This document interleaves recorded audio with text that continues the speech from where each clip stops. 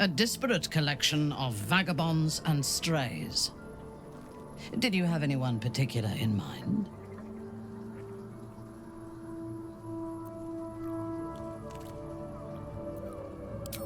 She is tolerable, but her faith in the Lady of Loss is poisonous. The gods are the source of our woes, though I concede that Shah is far from the worst of them. The Night Singer has some admirable qualities, far more than her insipid sister, but her followers are repressed. Take the child Shadowheart. She does not even know who she is, but still manages to pity herself. The very concept of Sharan worship is self-indulgent. They would have you think every whispered word and hidden thought is of value, but it is not so.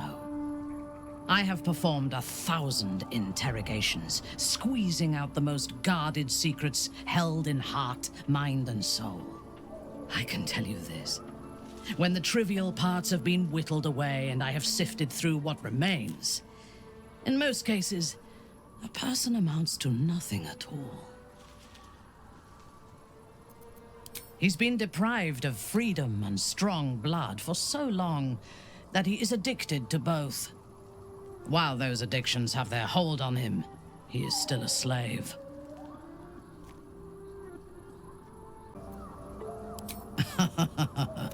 No. He is well aware that I would exsanguinate him entirely if he flashed his fangs at me.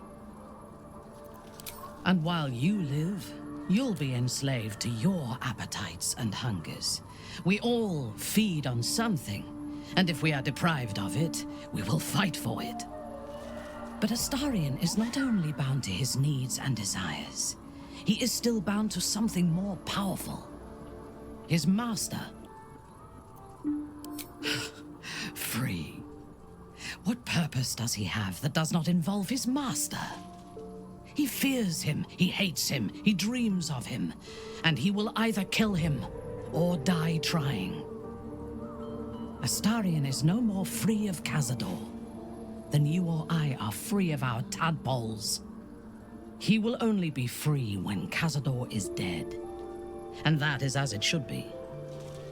When the time comes, we must hope that he does not only take Cazador's long life, but the power that has sustained him as well. I have encountered few Githyanki in my life. Those that I did were raiders. They croaked out pleas for mercy in their alien tongue as they died. Meeting Lae'zel makes me wish I knew more of their culture. I did. She told me that she has nothing to teach that cannot be learned through observation of her prowess in combat. Perhaps she is right. She certainly cuts a striking figure in battle. There is a precision to her ferocity that I admire.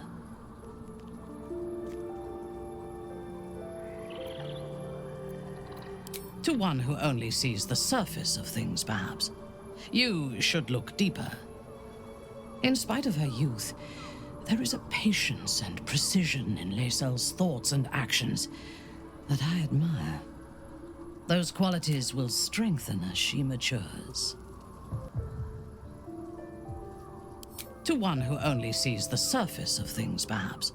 You should look deeper. There is a fanaticism in the Loth Swarm that lends itself to chaos. They turn their blades on one another as readily as on outsiders. The Gith have stricter hierarchies and stronger commitment to a single cause. Some, like Lae'zel, question that cause. But even so, she retains the discipline of her training. The wizard? No.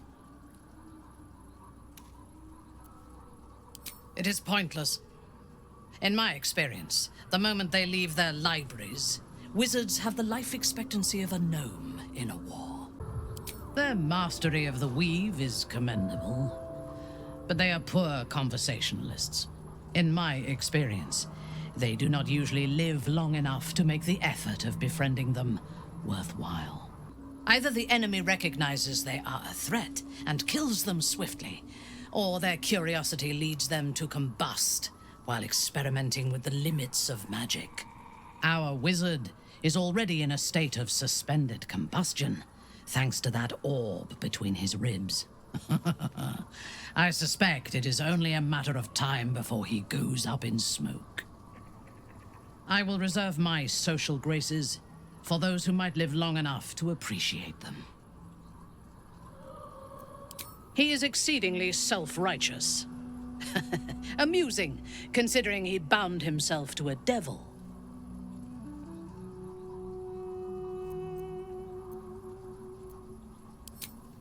I will take your word for it. I only care that he is a good soldier, and he has not disappointed me on that front.